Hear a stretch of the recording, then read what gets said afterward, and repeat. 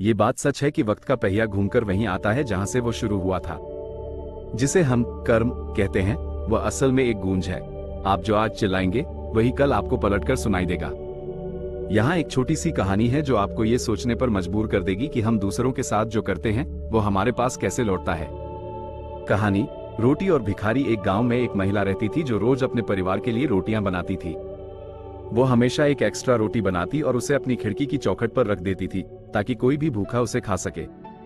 हर रोज एक कुबड़ा भिखारी आता। वह रोटी उठाता और धन्यवाद देने के बजाय एक अजीब सी बात बड़बड़ाता। जो बुरा तुम करोगे वो तुम्हारे पास रहेगा और जो अच्छा तुम करोगे वो लौटकर तुम्हारे पास ही आएगा। हफ्तों बीत गए। महिला को गुस्सा आने लगा। उसने सोचा, यह आदमी कभी शुक्रिया तो कहता नहीं, ऊपर से यह पहेली सुनाकर चला जाता है। आखिर इसका मतलब क्या है? एक दिन गुस्से में आकर उसने उस रोटी में जहर मिला दिया। वो उसे खिड़की पर रखने ही वाली थी कि उसके हाथ कांपने लगे। उसने सोचा, मैं ये क्या कर रही हूँ? उसने तुरंत वो जहरीली रोटी आग में फेंक दी और एक ताजी अच्छी रोटी बनाकर खिड़की पर रख दी। भिखारी आया, रोटी उठाई और फिर वही बोला, जो बुरा तुम करोगे वो तुम्हारे पास रहेगा और जो अच्छा तुम करोगे वो लौटकर तुम्हारे पास आएगा। वह यह नहीं जानता था कि महिला के मन में क्या चल रहा है। चमत्कार का मोड़ उस महिला का बेटा शहर गया था, लेकिन कई महीनों से उसका कोई पता नहीं था। उसी शाम उसके दरवाजे पर एक दस्तक हुई। जब उसने दरवाजा खोला तो देखा उसका बेटा सामने खड़ा था।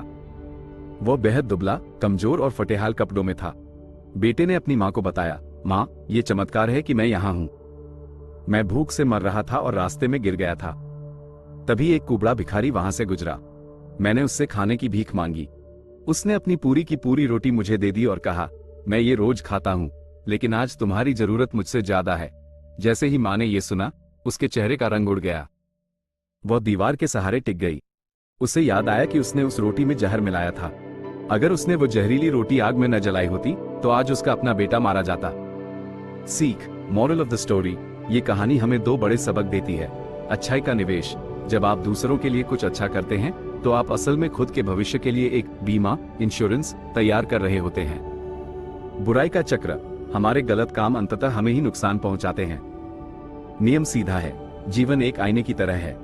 अगर आप मुस्कुराएंगे तो आईना भी मुस्कुराएगा। अगर आप पत्थर मारेंगे तो चोट आपको ही लगेगी। क्या आप इस